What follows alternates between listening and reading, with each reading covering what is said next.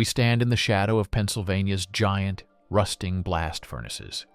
Today, they serve merely as a grim backdrop for a casino and a parking lot. It is hard to believe, but right here, among the dead metal, the industrial heart of the entire planet beat not so long ago.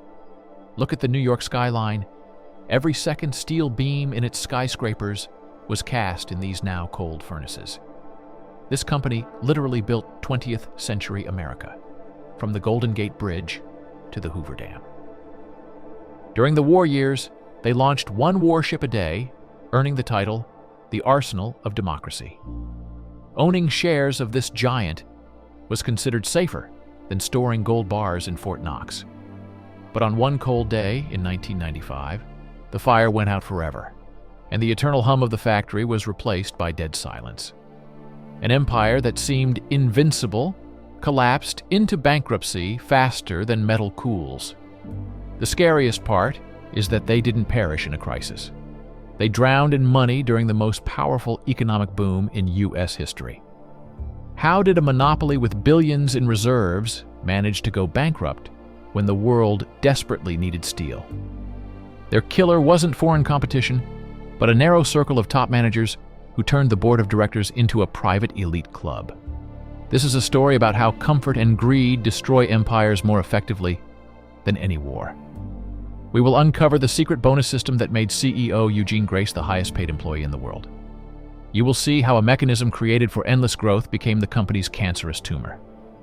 The end began with the decision to build one grand structure intended to be a symbol of their power, which became a monument to their blindness. They signed off on this project as victors, unaware they were approving the sketch of their own tombstone. ACT-1. Origins. To understand the scale of Bethlehem, you need to understand the man who created it not as a factory, but as an army, Eugene Grace. A graduate of Lehigh University, he started his career as a simple crane operator, but possessed a phenomenal memory and a ruthless drive for efficiency. Charles Schwab, the plant owner and a legendary gambler, noticed the young engineer who knew every screw in the mechanism and made him company president at 37. Grace was the complete opposite of Schwab, a cold, calculating dictator who hated unions and believed only in numbers. Grace implemented a revolutionary but dangerous motivation system that would later become legendary. He paid managers a laughably small base salary, but offered gigantic bonuses for exceeding production quotas. In some years, his own bonus exceeded the U.S. president's salary by tenfold, making him the highest-paid executive in America. This system created the caste of the Bonus Boys, an elite group of executives who were devoted to Grace like a god. They worked themselves to the bone for astronomical payouts, but this very system planted a ticking time bomb.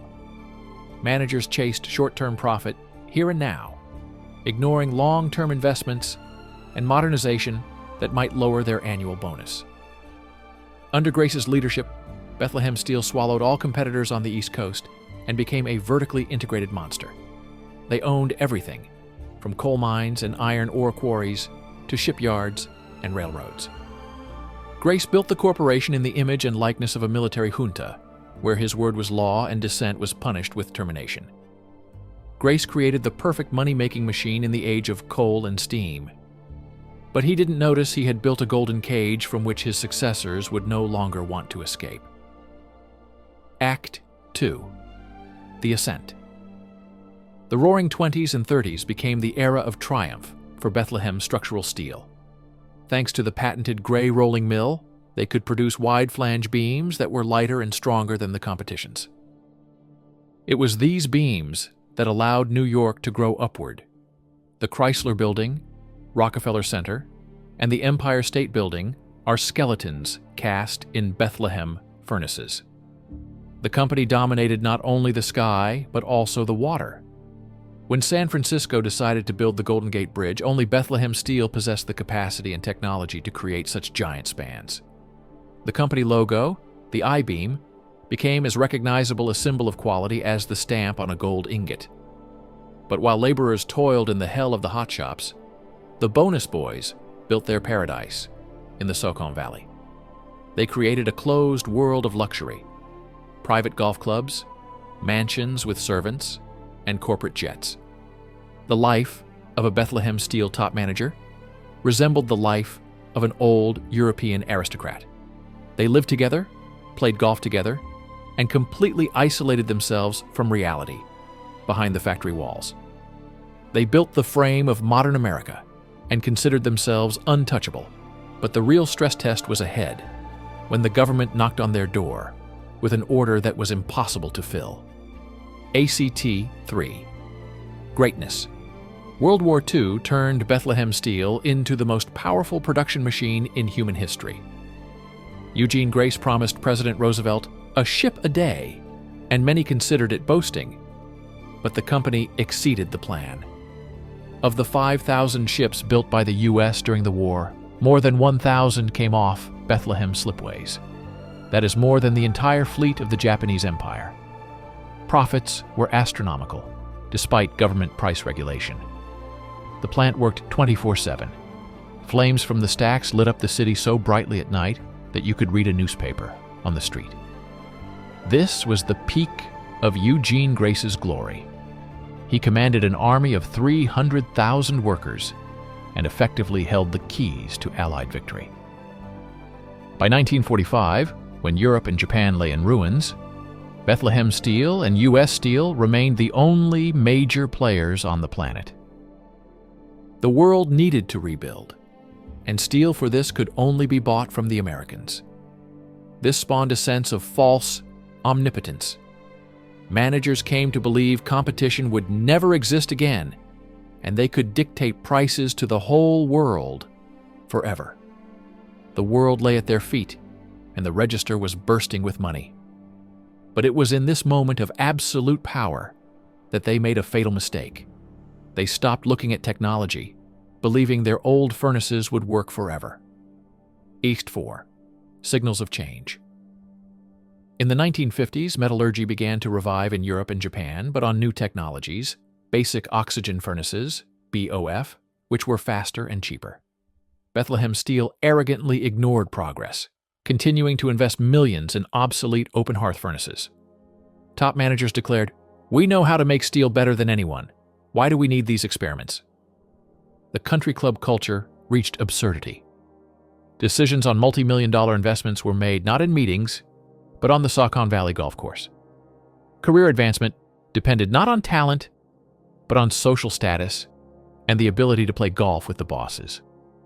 The company bloated its executive staff.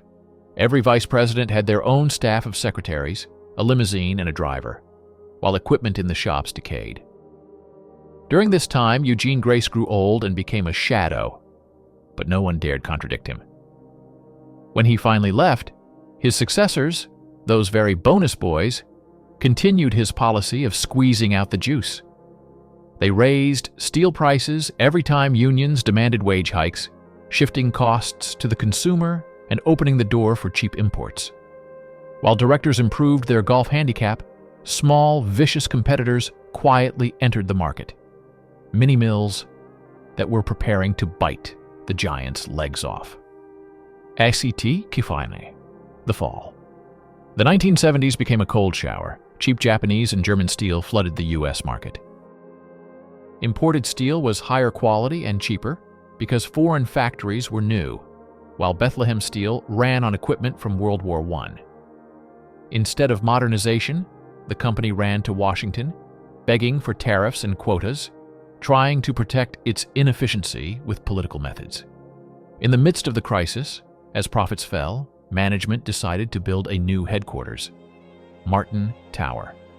It was a 21-story skyscraper in the shape of a cross, standing at a distance from the smoky plant.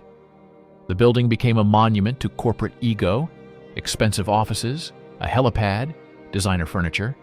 Management literally separated itself from the workers, gazing down at the rusting factory from a bird's eye view.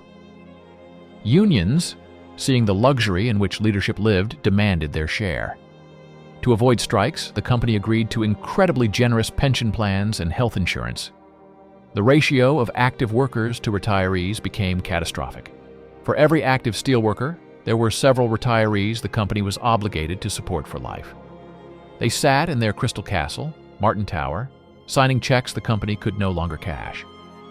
The financial abyss widened, but no one wanted to be the messenger bringing bad news. ASTI 6. The crash. The 1980s and 90s became the agony. The company began selling off assets, closing shipyards and mines, laying off thousands of people. Modernization attempts were chaotic and too late. They poured billions into new mills when the market had already collapsed. The bonus boys continued to receive their payouts, while workers lost everything.